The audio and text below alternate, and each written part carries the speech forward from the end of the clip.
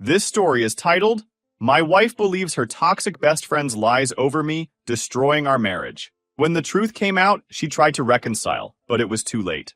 Hi everyone! Before we dive in, a quick favor. If you enjoy content like this, please hit the subscribe button. It's free, supports the channel, and make sure you never miss out on amazing videos. Alright, let's get started. So, I'm 35, living in Denver, and I just finalized my divorce from my wife Emma. We were together for 6 years, married for 2. Looking back, I feel like I should have seen this train wreck coming. Honestly, the warning signs were there from the start. But I kept ignoring them because, well, I loved her. Or at least, I thought I did. The cracks in our relationship had a name. Stacy, Emma's best friend. You ever meet someone and immediately know they're bad news? That was Stacy. She was loud, self-centered, and always had to be the center of attention. From the first time I met her, I felt like she was sizing me up, like she was looking for something to hold against me. But Emma was blind to it. She saw Stacy as her ride or die from college, someone who'd been there through thick and thin. I thought, fine, I'll tolerate her because she's important to Emma. But man, Stacy knew how to push buttons. Things really started going downhill during our wedding plan. I proposed to Emma after 3 years of dating. We were living together by then, and it just felt like the next step. She was ecstatic, and honestly, so was I. At first. Then Stacy started sticking her nose in.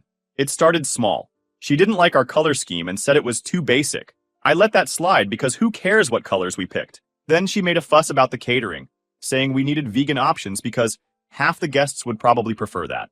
There were maybe 2 vegans total. And she ended up demanding that she walk down the aisle in a special moment ahead of the bridesmaids. Yeah, you read that right. Stacy wanted her own walk down the aisle. Her reasoning? I've been there through every one of Emma's breakups. Every hard moment in her life. This day is about celebrating the people who stood by her, not just the marriage. I thought it was a joke at first. Like, who seriously asks for that? But Emma just kind of nodded along.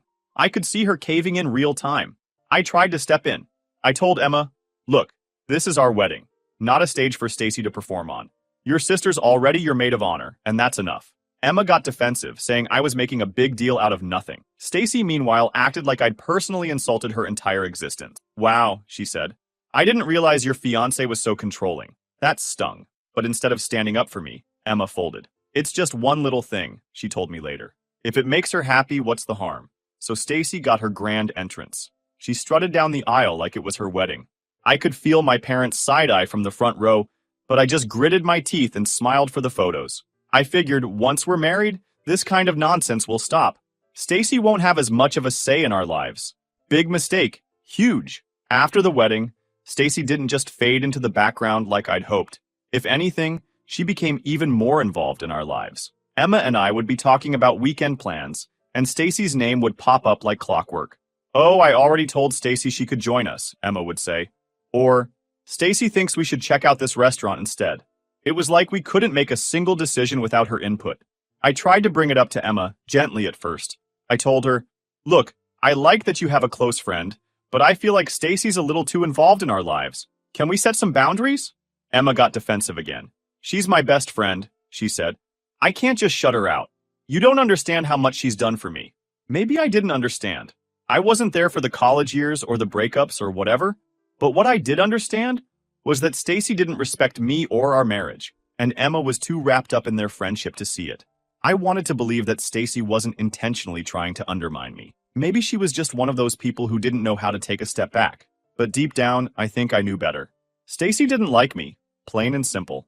And the more she inserted herself into our lives, the more obvious it became. I don't know why I didn't put my foot down earlier. Maybe I thought it wasn't worth the fight, or maybe I didn't want to risk pushing Emma away. But that was my mistake.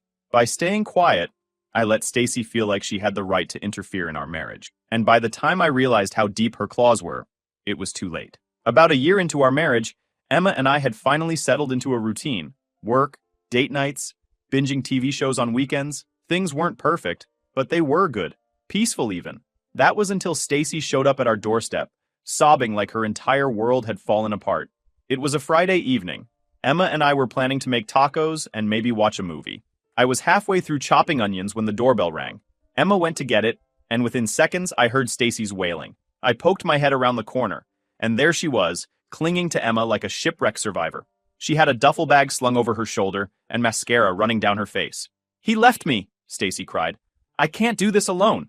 Emma led her inside, shooting me a look that said, "We'll talk later." I stood there, knife in hand, feeling like I'd just walked into the middle of a nightmare. Stacy plopped onto our couch, rambling about how her boyfriend of 2 years had dumped her out of nowhere. Emma sat next to her, holding her hand, nodding along sympathetically.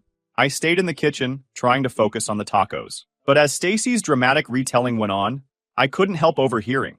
Apparently, her boyfriend Jake had completely blindsided her, breaking up with her over text because he felt they weren't compatible. Stacy, of course, insisted that she'd been the perfect girlfriend and that Jake was just an emotionally unavailable jerk. "Do you have anywhere to stay tonight?" Emma asked her gently. Stacy sniffled, her eyes darting toward me in the kitchen before answering. I can't go home to my parents. They'll just say I told you so. And all my other friends are busy. I didn't know where else to go. I could see where this was headed, and I wasn't happy about it. Sure enough, Emma turned to me. Would it be okay if Stacy stayed here for a few days? Just until she gets back on her feet? What was I supposed to say? No, your best friend can't stay here even though she's clearly a mess? So I nodded, forcing a smile. Yeah, of course. At first, I tried to be patient.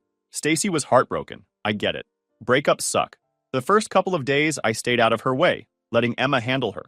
But by the end of the week, it became clear that a few days was turning into who knows how long. Stacy wasn't just staying with us. She was taking over. The guest room, which Emma and I had carefully kept neat and organized, became a disaster zone. Clothes were everywhere. On the floor, on the bed, draped over the chair. Empty coffee cups and takeout containers piled up on the nightstand. It was like a teenager's room after a bad breakup. Except Stacy was 34. She practically lived in the living room, binge-watching reality shows at full volume and hogging the couch. Twice, I came home from work to find her sprawled out in her pajamas, eating snacks out of a family-sized chip bag while watching some dating show. She didn't even glance up when I walked in, just muttered, "Hey," between bites. The kitchen wasn't safe either. Stacy wasn't much of a cook, but that didn't stop her from using our pots and pans like she was auditioning for a cooking show. The problem was, she never cleaned up after herself. I'd wake up in the morning to find the sink overflowing with dirty dishes and random half-eaten meals left on the counter. I tried talking to Emma about it. "Look," I said one night, "I know Stacy's going through a lot, but she's treating this place like a hotel. It's not fair to us." Emma sighed, looking torn. "I know it's frustrating, but she doesn't have anywhere else to go. She just needs a little more time." "A little more time?" I repeated. "It's been 2 weeks. How much longer are we supposed to put up with this?" Emma hesitated. "I'll talk to her." But when she did, it didn't help. Stacy flipped the script, acting like she was the victim. "I'm sorry if my presence is such a burden," she said dramatically, tears welling up in her eyes. "I'll leave if that's what you want." Emma, of course, rushed to reassure her. No, it's not like that. We just want to make sure you're okay." It was infuriating. Stacy knew exactly how to manipulate Emma, and Emma fell for it every time. The final straw came about a month in. One Saturday morning, I went into the backyard to grab some tools for a DIY project I'd been working on. To my surprise, I found my power drill, saw, and several other tools scattered across the patio. Stacy was sitting on the grass with a pile of random wooden scraps, painting them bright neon colors. "What's this?" I asked, gesturing to the mess. She looked up, unbothered. "Oh, it's for my therapy. My counselor suggested doing something creative to process my emotions." I blinked at her. "You went through my tools without asking?" She shrugged. "I didn't think you'd mind." I was done. I walked back inside and found Emma in the kitchen. "She has to go," I said firmly. "I'm not asking anymore." Emma looked at me, surprised by my tone. "What happened?" "She's treating this house like her personal playground. I'm done with it, Emma. I've been patient, but this isn't working. She needs to leave." Emma sighed, rubbing her temples. "Okay, I'll talk to her again." This time, I didn't leave it up to Emma. I sat down with both of them and laid it out. "Stacy, we've done our best to support you through this. But it's been a month. This isn't sustainable for us. You need to start looking for another place to stay." Stacy didn't take it well. She accused me of being heartless, of not understanding what she was going through. "You're kicking me out when I'm at my lowest?" she said, glaring at me. "Wow, what a great friend you are." I didn't let her guilt trip me. "I'm not kicking you out today, but you need to find somewhere else. We've given you plenty of time." Emma looked torn, but for once, she didn't side with Stacy. Within a week, Stacy was gone. She left in a huff, muttering something about how I'd always been controlling and how Emma deserved better. As she drove off, I felt a weight lift off my shoulders. For the first time in weeks, Our house felt like ours again. But even then, I knew this wasn't the last we'd hear from Stacy. The real Stacy's damage started on a random Saturday afternoon. Emma had gone out for her usual brunch with Stacy. I wasn't exactly thrilled about it, but I'd stopped commenting on their meetups months ago. What was the point? Stacy was going to be a part of Emma's life no matter what I said. I stayed home, figuring I'd use the quiet to catch up on errands. Nothing exciting, just groceries, laundry, and a bit of yard work. By the time Emma got back, I was in the kitchen unloading the groceries. I greeted her like I always did, but something felt off. She barely said a word, just mumbled a "hey" and went straight to the bedroom. I stood there for a second, holding a bag of apples, trying to figure out if I'd done something to piss her off. Maybe she was just tired? I shrugged it off and went back to putting things away. For the rest of the day, Emma was distant. Like, really distant. She avoided eye contact, answered my questions with one-word replies, and spent most of her time glued to her phone. I asked her a couple of times if something was wrong, but she just brushed me off with, "I'm fine." Clearly she wasn't. I figured maybe Stacy had unloaded some of her usual drama, and Emma just needed time to process. That night, though, things got weird. After dinner, she barely touched her plate and went to bed early. When I joined her later, she was curled up on the far edge of the bed, pretending to be asleep. I lay there, staring at the ceiling, wondering what the hell was going on. The next morning, I decided to push the issue. "Emma, seriously, what's going on? You've been acting weird since you got back from brunch." She hesitated for a moment, not looking at me. Then she said, "I need to ask you something, and I need you to be honest." "Okay," I said, feeling a knot form in my stomach. "What is it?" She finally turned to face me, her expression a mix of anger and hurt. "Were you with someone else yesterday?" I blinked at her, completely thrown off. "What? What are you talking about?" Her voice got sharper. "Stacy said she saw you in a parking lot. She said you were in your car, making out with some woman." For a second, I didn't even know how to respond. It was so out of left field that I almost laughed. But when I saw how serious Emma looked, the disbelief turned into frustration. "Emma, that's ridiculous. I wasn't with anyone. I was grocery shopping." "She described your car," Emma snapped. "She said you were wearing your brown jacket. She even knew the parking lot, by that little strip mall near Main Street." I felt like I was in a bad dream. "Yeah, because I was at that strip mall. That's where the grocery store is. I wasn't making out with anyone. I was buying milk and bread." Emma crossed her arms, glaring at me. "Then why would Stacy say she saw you?" That question pissed me off more than anything. Not, "Are you sure she's mistaken?" Or, "Could it be a mix-up?" Nope. Just, why would she lie? Like the idea of Stacy lying was somehow impossible. "I don't know, Emma," I said, my voice rising. "Why don't you ask her?" Because I didn't do anything wrong. But she wasn't listening. "I don't know what to believe," she muttered, shaking her head. "Stacy wouldn't lie about something like this." That hit me like a punch to the chest. She didn't know what to believe? After everything we'd been through, she couldn't trust me over Stacy? I stood up, pacing the room. "You've known me for 6 years. Do you really think I'd cheat on you? And in a parking lot of all places? Does that even sound like me?" Emma didn't answer. She just sat there, staring at her hands. "I need time to think," she finally said, her voice barely above a whisper. The next few days were hell. Emma barely spoke to me. She moved into the guest room, saying she needed space. Every time I tried to bring up the conversation, she shut me down. "I'm not ready to talk," she'd say. Or, "I need more time." Meanwhile, I was walking around in a fog of anger and disbelief. I couldn't stop thinking about Stacy. This was exactly the kind of chaos she thrived on. But what I couldn't wrap my head around was why. Why go to such extremes? Why lie about something so serious? Did she really hate me that much? At the same time, I couldn't ignore the bigger issue, Emma's reaction. The fact that she didn't even give me the benefit of the doubt said more about our marriage than Stacy's lies ever could. If she trusted Stacy's word over mine, what did that mean for us? A week later, Emma packed a bag and left. She didn't even tell me where she was going, just said she needed time to figure things out. I didn't fight her on it. At that point, I was too exhausted to argue. The next morning, I got a text from her. "I think it's best if we separate for now. I'll have my lawyer send over the paperwork." That was it. No discussion, no attempt to work things out, just a text and a lawyer. It was like our entire marriage had been swept aside because of one ridiculous story. I didn't even know how to process it. One part of me wanted to fight, to prove my innocence, to make Emma see reason. But another part of me was just done.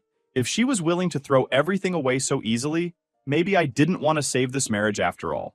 In the weeks that followed, things got worse. Word spread about our separation, and Stacy made sure everyone knew her version of events. Mutual friends started acting weird around me, avoiding eye contact or making vague comments about working on myself. Even my own family started asking awkward questions like, is there any truth to what they're saying? It felt like I was living in a nightmare. Everywhere I turned, there was another reminder of how quickly people could turn on you. And through it all, Emma stayed silent. No calls, no texts, no attempts to reach out, just radio silence. At first, I was angry, angrier than I'd ever been in my life. But as the days turned into weeks, that anger started to fade. In its place was something colder, harder. If Emma didn't trust me enough to even have a conversation, then maybe I didn't need her in my life. I wasn't going to beg for someone who didn't believe in me. Let her have her time to think. Let her stay under Stacy's thumb. I was done fighting for a marriage, where I was always second place to her so-called best friend. If this was how it was going to end, then so be it. 2 months after Emma left, on one Thursday evening, something happened that I didn't see coming. I was minding my own business, scrolling through my phone while eating dinner, when I got a text from a number I didn't recognize. It read, "Hi, this is Marissa. I know Stacy lied about you. Can we talk?" I stared at the screen for a moment, trying to figure out who the hell Marissa was. The name rang a faint bell. Something about a party Stacy and Emma dragged me to a couple of years ago. But why was she messaging me now? My first instinct was to ignore it, but something about the way she phrased it, "I know Stacy lied about you," made me curious. I replied, "What do you mean? What lie?" Her response came almost instantly. "About the cheating." Stacy admitted she made it up. "I think you need to see the proof." The next day, I met Marissa at a small coffee shop downtown. She was already there when I arrived, sitting at a table near the window and fidgeting with her phone. I sat down across from her, feeling a mix of curiosity and dread. "Thanks for meeting me," she said nervously. "I wasn't sure if you'd even want to talk." "Yeah, well, here I am," I said. "What's this about Stacy lying?" She pulled out her phone and opened a text conversation. "I've been friends with Stacy for a long time, but after this, I can't keep quiet anymore. You need to know what really happened." She handed me the phone, and I started reading. The messages between her and Stacy were jaw-dropping. "Stacy, OMG, Emma finally left him. She actually believed me, LOL. Marissa, what are you talking about?" "Stacy, I told her I saw him making out with some rando in his car. You should have seen her face. Priceless." Marissa, "Wait, are you serious? Why would you do that?" Stacy, "Because he's a controlling jerk, and she's too dumb to see it. I had to help her." I kept scrolling, my hands trembling with anger. It got worse. "Stacy, it's not like their marriage was gonna last anyway. Emma's so gullible. She'll believe anything I tell her." Marissa, "This is messed up, Stacy." Stacy, "Whatever. She's better off without him, and now I don't have to hear about her perfect marriage anymore." Ugh! I couldn't read any further. I handed the phone back to Marissa. My jaw clenched so hard it hurt. "She really said all that?" I asked, my voice barely above a whisper. Marissa nodded, looking genuinely upset. "Yeah, she bragged about it, like it was some kind of accomplishment. I didn't believe it at first, but when she started mocking Emma for being too naive, I realized how twisted it was." I sat there, trying to process what I'd just seen. Stacy hadn't just lied. She'd actively sabotaged my marriage and made fun of Emma in the process. She'd manipulated her best friend for no other reason than sheer entitlement and spite. "Why are you telling me this now?" I asked finally. "Why not earlier?" Marissa looked down at her coffee. "I don't know. I guess I was scared. Stacy can be intense, but I couldn't keep quiet anymore. It's not fair to you, and it's not fair to Emma." I took screenshots of the messages and thanked Marissa for coming forward. On the drive home, I couldn't stop replaying the conversation in my head. I wasn't just angry, I was furious. Furious at Stacy for being such a manipulative, entitled piece of work. Furious at Emma for falling for it so easily. And furious at myself for letting Stacy get away with her crap for so long. But more than that, I felt validated. For months, I'd been walking around with this cloud over my head, wondering if I could have done something differently. Now I had proof that none of this was my fault. Stacy had set me up from the start, and Emma had played right into her hands. By the time I got home, my anger had simmered down into something colder. I wasn't going to lash out or throw accusations around. No, I was going to handle this the right way. First, I forwarded the screenshots to my lawyer with a quick note. "This is what really happened. Let me know how we can use it." Then I sat down and stared at my phone, debating whether to text Emma. Part of me didn't want to. What was the point? She'd already shown where her loyalty lay. But another part of me felt like she deserved to know the truth, even if it wouldn't change anything.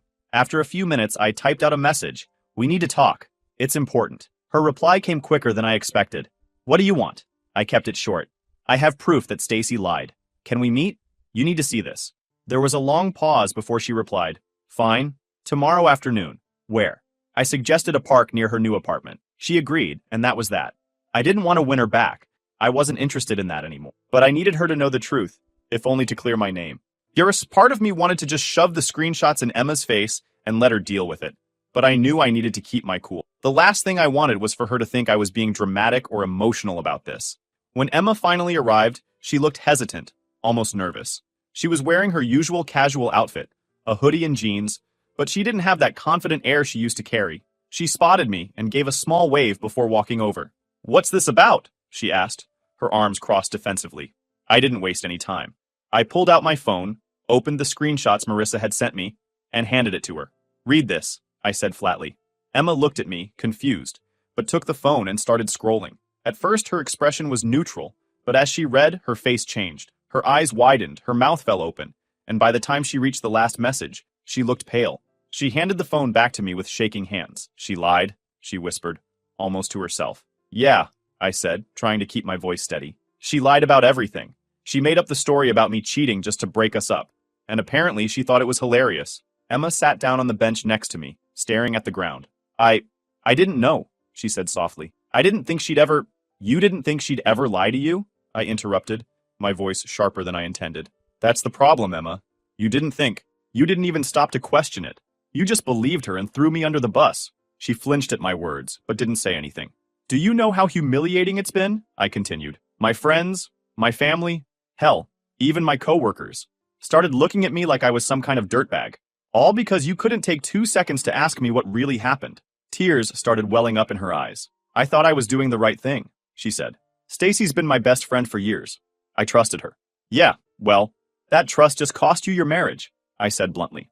Emma looked up at me, tears streaming down her face. I'm so sorry, she said, her voice cracking. I didn't know. I swear, I didn't know. That's the problem, Emma, I said, my tone softening but still firm. You didn't know because you didn't even give me a chance. You trusted her more than you trusted me, and that says a lot about how you saw this relationship. We sat there in silence for a few minutes, the weight of everything hanging in the air. Finally, Emma spoke again.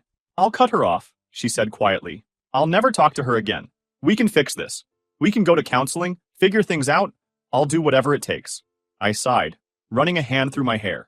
Part of me wanted to believe her, but the truth was, the damage had already been done. She'd chosen Stacy over me without a second thought. I don't think we can fix this, I said finally. It's not just about what Stacy did. It's about how easily you believed her, how little trust you had in me. That's not something we can just work through. Emma started crying harder. I was stupid, she said between sobs. I should have talked to you. I should have trusted you. Please, just give me one more chance. I shook my head. I'm sorry, Emma, but I can't. This isn't just about forgiveness. It's about trust. And once that's gone, it's almost impossible to get back. She kept crying, and for a moment, I almost felt bad for her. Almost. But then I remembered all the nights I spent alone, wondering what I could have done differently. All the friends who ghosted me because they believed Stacy's lies. All the times I questioned my own worth because of how easily Emma discarded me. And just like that, my sympathy disappeared. I think it's best if we both move on, I said, standing up. I wish things could have been different, but this is where we are now. Emma didn't try to stop me. She just sat there, crying into her hands as I walked away. I didn't look back. For the first time in months, I felt like I was finally in control of my life again. Later that night, Emma sent me a long text apologizing again and begging me to reconsider. I didn't respond. There was nothing left to say. Stacy's lie might have been the catalyst, but Emma's lack of trust was the real reason our marriage fell apart. And at this point, I wasn't interested in trying to fix something that had already been broken beyond repair. Instead, I forwarded the screenshots to a few of the mutual friends who'd ghosted me. I didn't add any commentary. I just let the texts speak for themselves. Within hours, my phone started blowing up with apologies and messages of support. Wow, I can't believe Stacy would do that, one friend wrote. I'm so sorry for doubting you. You didn't deserve this, another said. Let me know if there's anything I can do. It was nice to have some validation, but I wasn't interested in rekindling those friendships. If they'd been so quick to believe the worst about me, they weren't people I wanted in my life anymore. As for Stacy, I didn't bother confronting her. What would be the point? She'd already shown who she was, and I wasn't about to give her the satisfaction of knowing how much damage she'd caused. A few days after that, I started hearing things from mutual friends. Even though I'd cut most of them off, a couple still felt the need to keep me updated, probably out of guilt for siding with Stacy in the first place. One friend, Sarah, called me up and said, "You're not going to believe this, but Stacy's basically been blacklisted from our group. Apparently, once word got out about what she'd done, everyone started distancing themselves from her." Marissa had shared the screenshots with a few other people, and from there, the story spread like wildfire. Stacy tried to defend herself, saying she was just looking out for Emma and that I was controlling and toxic, but no one was buying it anymore. "She's completely spiraling," Sarah said, laughing. "She's been posting these long rants on social media about how everyone's turned against her and how she's the real victim." Curious, I checked Stacy's profiles for myself, using an incognito account, of course. Sure enough, there were multiple posts about how fake friends had abandoned her and how she'd only tried to help. One post even said, "I guess people can't handle the truth. I stood up for Emma when no one else would, and now I'm the bad guy. Pathetic." The comments weren't exactly sympathetic. Most people were calling her out, saying things like, "You didn't help anyone. You ruined a marriage." And, "This is what happens when you manipulate people." One person straight up wrote, "Maybe take a good hard look at yourself before blaming everyone else." It was satisfying to see her finally get what was coming to her. Meanwhile, Emma's life wasn't looking much better. She moved back in with her parents after everything went down, and from what I heard, things were tense. Her mom, who had always been a bit of a skeptic when it came to Stacy, was livid when she found out the truth. A mutual friend told me about a particularly heated argument Emma had with her mom. Apparently, her mom said, "You threw away a good man for a liar. How could you be so stupid?" Harsh, but honestly, she wasn't wrong. Emma was struggling to rebuild her life, but it wasn't going well. Her attempts to reconnect with some of our old friends were met with mixed reaction. While a few people were willing to forgive her, most weren't. They'd seen how easily she'd turned on me, and they didn't want to risk being in the same position. "She looks miserable," Sarah told me during one of our rare conversations. "Like she's trying to put on a brave face, but it's obvious she regrets everything." A few weeks later, Stacy lost her job. Marissa, who still worked with her, sent me a quick message. "Just thought you'd want to know. Stacy got fired today." Turns out, Stacy's reputation had started catching up with her at work. People found out about what she'd done, and her coworkers started avoiding her. She'd always been the type to stir up drama in the office. But after this, no one wanted to deal with her anymore. Eventually, her boss caught wind of the tension and let her go, citing interpersonal issues as the reason. I'd like to say I felt bad for her, but I didn't. She'd spent years manipulating people and causing chaos, and now she was finally facing the consequences. As for me, life kept getting better. One day, months after everything had gone down, I ran into Marissa at a coffee shop. We ended up chatting for a bit, and she filled me in on the latest gossip. "Emma reached out to Stacy a few weeks ago," she said, rolling her eyes. "Can you believe that?" "What happened?" I asked, genuinely curious. "Well, Emma tried to apologize, saying she wanted to move past everything," Marissa explained, but Stacy just laughed in her face. She told Emma she was pathetic for even trying, and that she was better off without her.